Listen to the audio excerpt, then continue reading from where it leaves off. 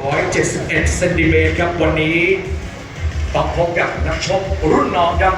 และนี่คือเกียรติพลกระแอจากสุพรรณบุรีประเทศไทยนี่คือนักชกวัย 31 ปีนะครับในพิกัด 64 กิโลกรัมครับมาเป็นผู้ชกของเขานะครับเด็กน้อยในวัย 14 ปีแต่วันนี้ประสบการณ์มากขึ้นและนี่คือไฟล์ที่ 3 บนสังเวียนนักสู้ของเขาใน The Fighter World Boxing นั่นเองครับขอเสียงปรบมือต้อนรับมุมแดง Tiger March